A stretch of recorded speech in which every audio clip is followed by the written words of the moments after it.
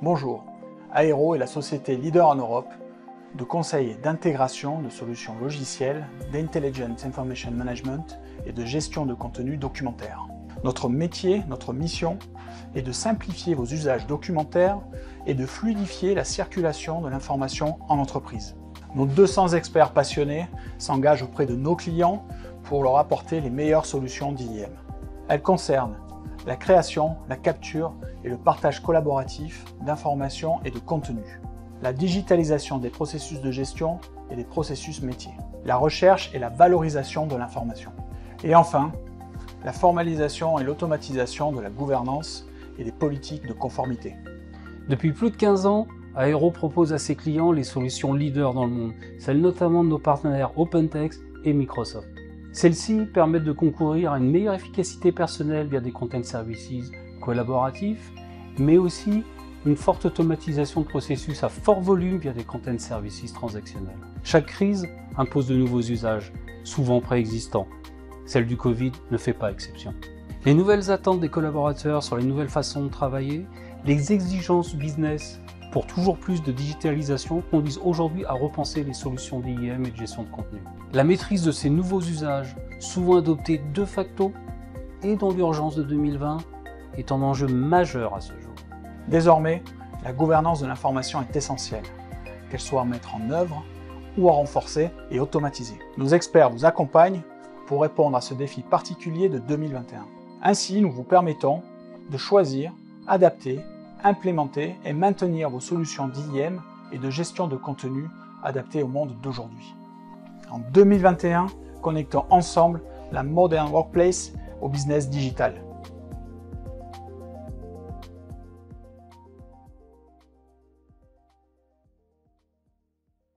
Aero vient d'être présenté dans la vidéo, juste en complément comme ça. Aero, c'est 200 consultants aujourd'hui, présents principalement en France, un petit peu en Belgique, en Suisse et aussi un centre offshore à l'île Maurice, une société française créée en 2004 et qui depuis est partenaire Gold de Microsoft. Notre domaine de prédilection, notre ADN est l'intégration, la mise en place de solutions dites d'Intelligent Information Management. Aujourd'hui, ce domaine qu'on appelait avant autrefois l'ECM, la gestion de contenu, la gestion documentaire, est un domaine qui est pleinement adressé par les solutions Microsoft 365. Habituellement, quand on présente l'IM, on la présente sous 4 thèmes qui sont la création, la capture et le partage de l'information. SharePoint, par exemple, est typiquement l'outil Microsoft par excellence de partage de contenu et d'informations, qui est agrémenté aujourd'hui de Teams pour les côtés collaboratifs et Syntex depuis plus récemment sur des parties d'auto-indexation et de capture d'informations sur les documents. L'autre thème majeur de l'IM est la digitalisation des processus métiers qui pendant très longtemps a été vu comme de l'automatisation de process entreprise avec beaucoup d'utilisateurs et qui de plus en plus s'oriente vers l'automatisation de processus à des fins de productivité individuelle ou de plus petites entités. Et aujourd'hui, et c'est vrai que la Power Platform et des solutions telles que Power Automate dans l'offre 365 répond complètement à ces besoins-là. La valorisation de l'information et des données est quelque chose de très important quand on cherche à gérer l'information, à gérer les contenus.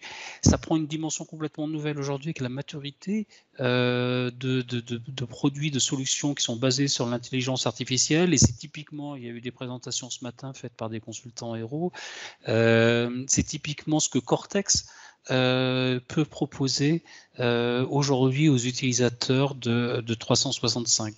Et enfin, tout cela n'est rien, ou tout cela peut être voué à l'échec si on ne met pas en place une bonne gouvernance de l'information, une bonne gouvernance de la donnée, une bonne vérification de la conformité réglementaire, organisationnelle auquel on est assujetti.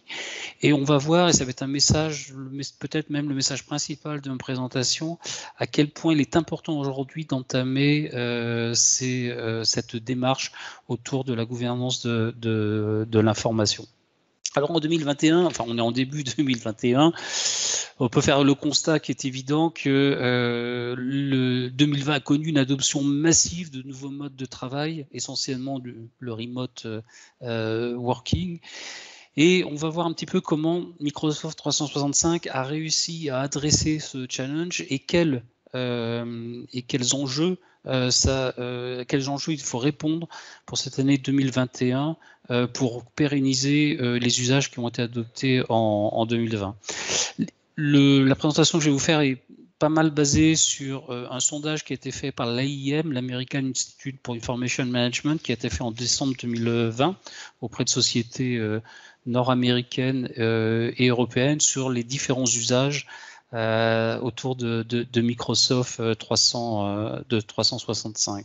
En quelques points clés qu'on va détailler ensuite par la suite, mais on peut dire que les résultats de ce sondage montrent ce qu'on voit nous sur le terrain, ce que les consultants Airo voient aussi sur le terrain, c'est qu'un écart s'est creusé finalement entre des organisations qui étaient préparées au remote working et tout ce que ça implique d'accès aux applications, d'accès à l'information, mais qui étaient préparées avant la Covid et les autres. Juste un chiffre qui peut l'illustrer, par exemple, aujourd'hui, les sociétés qui étaient déjà préparées au commit working, presque la moitié d'entre elles réfléchissent à tirer parti d'outils tels que Cortex, qui peut leur donner un avantage concurrentiel versus à peine 20% à 20% pour les autres. Il en ressort aussi qu'un challenge très important, un challenge peut-être le premier qui ressort d'ailleurs, c'est sur la gestion de la donnée, c'est que l'information est absolument partout. Et qui plus est, son volume et sa variété est en croissance très forte. L'informatique, le volume d'informations croît sans arrêt, mais là, le volume et la variété des contenus qui sont produits via les outils utilisés par les salariés aujourd'hui, dans leur nouvelle façon de travailler, est en forte augmentation, tant en variété qu'en volume. Donc on peut se demander à ce moment-là quel rôle peut jouer Microsoft 365, d'autant que ce sont les chiffres du sondage que Microsoft 365 est absolument partout. Les chiffres qui figurent ici, seuls 7% des entreprises interrogées déclaraient ne pas utiliser Microsoft 365 et 83% l'utilisaient très fortement. C'est rien de dire que le paysage a changé drastiquement finalement en quelques années, puisque du fait de l'adoption de l'usage de Microsoft 365, par ricochet, c'est l'usage du cloud aussi qui est publicité. Quand on réfléchit qu'il n'y a pas si longtemps que ça, le cloud était vu par de nombreux acteurs de la gestion de l'information, surtout d'ailleurs ceux en charge de la conformité, comme une sorte d'alternative au stockage on-premise, réservé à quelques domaines peu stratégiques ou peu réglementés. Si on regarde les mêmes types de sondages en 2013, seul un quart des sociétés qui utilisaient SharePoint avait un usage, avait une roadmap pour passer au cloud. Aujourd'hui, c'est plus un débat. Il est là et il est utilisé et ça s'est imposé de fait. Il va falloir apprendre à l'utiliser et pour ça, il y a plusieurs leviers qu'on pourrait dégager. Notamment utiliser la demande qui est évidemment très forte d'utiliser le remote working. Alors, la scalabilité de Microsoft 365 a été démontrée, expérimentée par de nombreux acteurs dans l'entreprise. Ce qu'on voit ici dans les usages de Teams, on voit que les usages ont triplé au quotidien, ont triplé en quelques semaines. Et c'est un excellent levier facilitateur pour aujourd'hui étendre l'usage de Microsoft 365.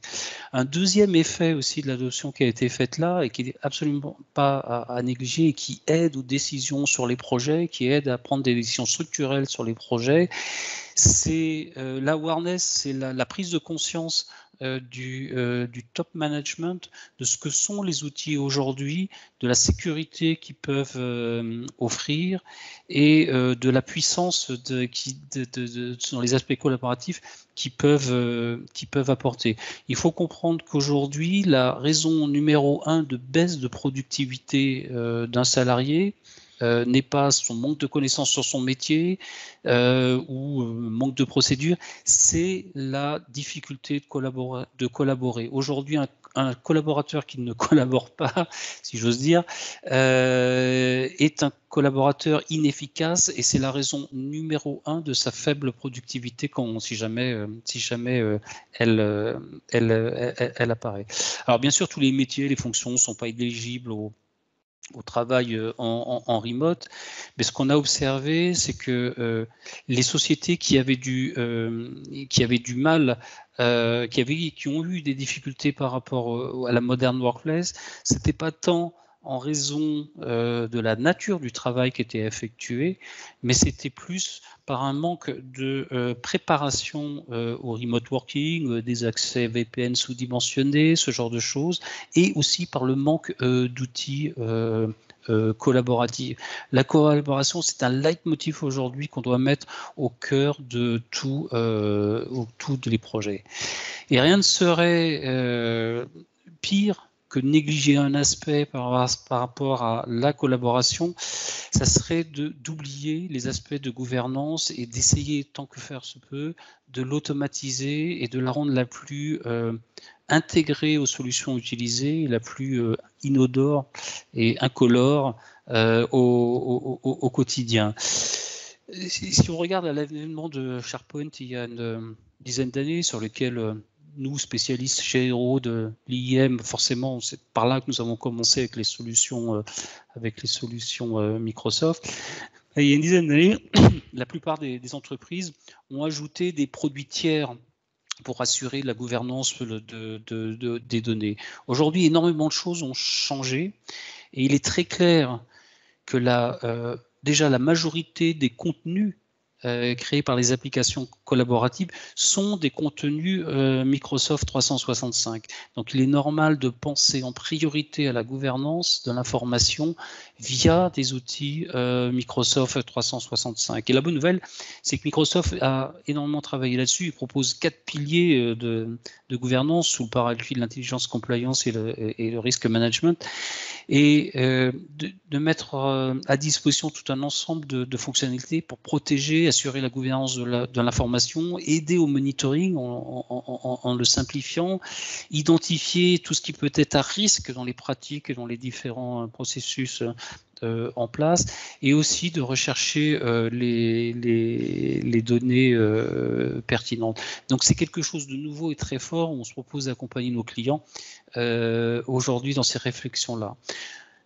Du fait de l'adoption du cloud, comme on vient de le voir tout à l'heure, ce qui permet à Microsoft d'avoir un rythme d'innovation très très fort, nous pensons aussi qu'il faut repenser l'usage des produits tiers que l'on a été tous amenés à proposer à nos clients lors de ces dernières années.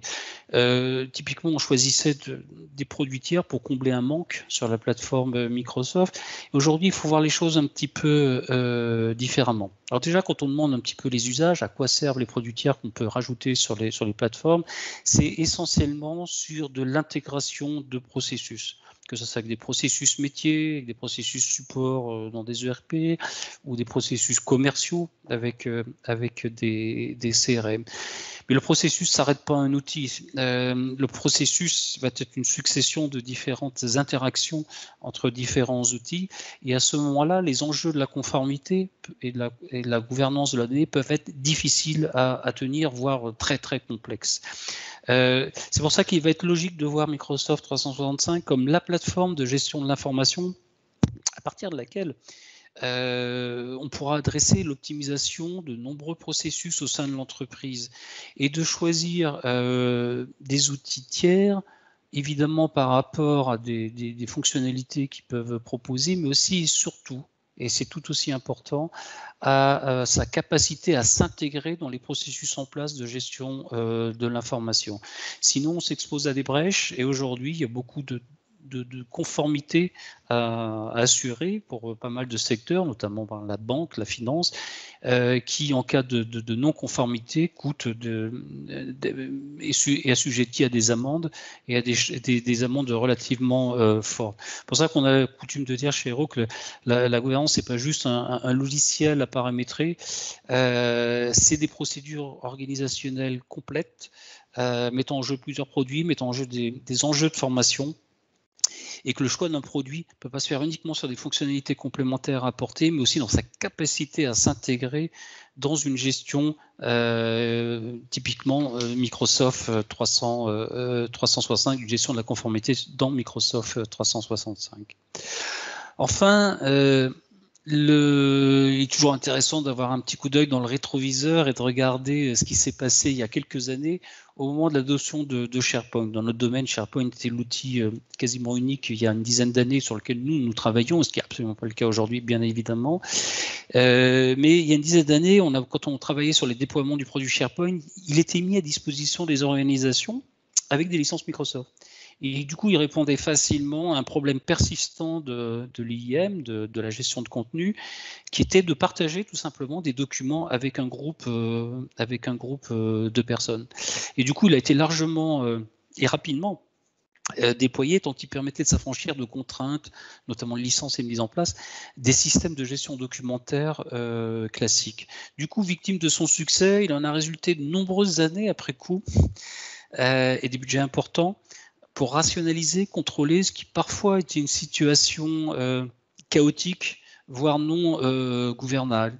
Notre conviction est que sans mesures rapides, prises maintenant, étudiées maintenant tout du moins, le déploiement rapide de Teams fait que ça peut créer exactement le même genre de situation comme SharePoint à son époque.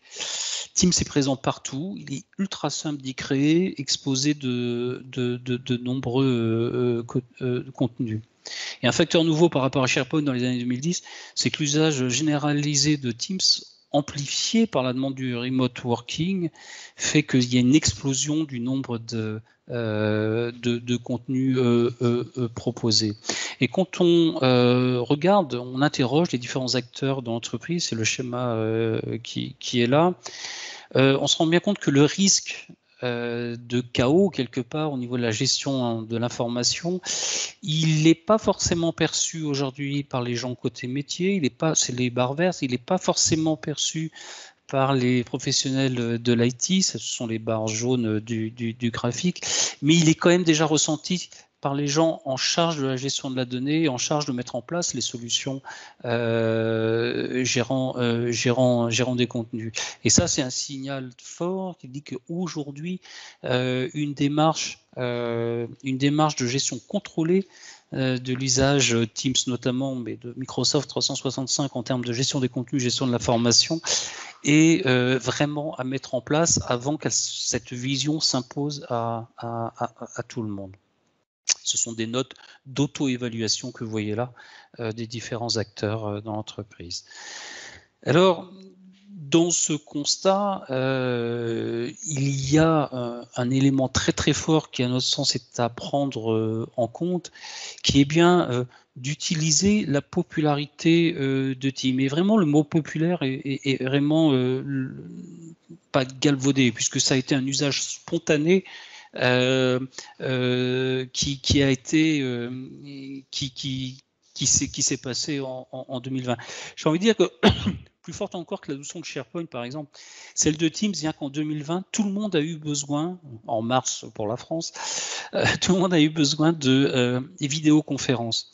Et bien que de nombreux systèmes existaient, Teams était là, prêt à être utilisé. Il n'y avait pas besoin de choisir, il n'y avait pas besoin de faire d'investissement supplémentaire, il n'y a eu qu'à utiliser Teams qui était en place. Et si aujourd'hui on travaille à distance, les questions autour du travail en équipe collaborative demeurent. Et quand on interroge les gens pourquoi vous voulez travailler en équipe, c'est toujours pour accéder à des fichiers partagés, stocker, accéder à des fichiers partagés, faire des réunions avec ses collègues, finaliser ensemble finaliser un document à plusieurs. Les questions qui sont posées ici sur les usages de Teams, on le voit aujourd'hui, enfin en décembre 2020, c'est très clairement accéder, partager ces contenus. Et ce sont des besoins fondamentaux de n'importe quel type d'organisation du travail collaboratif. Aujourd'hui, Teams y répond complètement. La réponse de Teams, elle est évidente. Si on songe par exemple à l'opportunité, par exemple, de créer une vidéoconférence pour partager et travailler ensemble sur des documents. Ce qui fait que les outils de file sharing qui étaient en vogue il y a quelques mois, années et même encore quelques mois, les outils de file sharing qui étaient difficiles à contrôler, qui favorisaient le shadow IT même parfois, eh ben, ne sont quasiment plus utilisés parce que Teams va proposer non pas du file sharing, de la partager des fichiers, il propose un environnement de travail collaboratif qui va s'appuyer sur du partage de fichiers. Donc il outille d'abord la façon de travailler et ensuite met à disposition ce qui est nécessaire pour travailler. Et c'est ça, ce changement de paradigme qui est là, et c'est ça qui permet, puisque derrière il va y avoir un SharePoint, derrière il peut y avoir du OneDrive, et c'est ça qui permet d'y mettre la bonne gouvernance de l'information, qui va permettre de continuer à travailler de façon collaborative avec ses collègues, avec ses partenaires extérieurs à l'entreprise, avec ses clients, avec ses fournisseurs.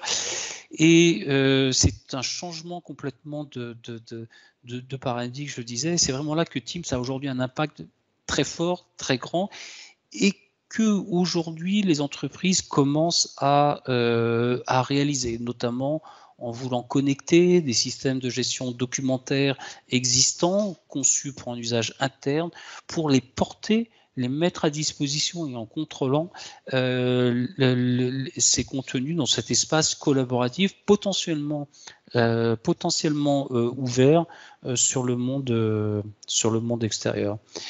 Et pour conclure, si on devait donner 5 recommandations majeures pour ce début d'année 2021 en termes de gestion de l'information, de gestion des contenus, il y a d'utiliser les demandes de remote working et la prise de conscience du top management sur la fiabilité des outils, sur les capacités à prendre en jeu des contraintes fortes, pour repenser sa gestion de l'information et de permettre de travailler de façon collaborative, distante, comme sont les exigences d'aujourd'hui.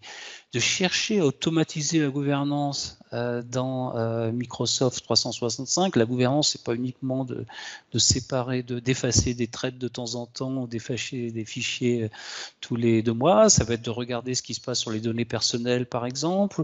Ça va être de respecter toutes les réglementations qui s'appliquent au secteur banque, finance, mais de chercher à l'automatiser et de l'inscrire dans ces outils collaboratifs en background.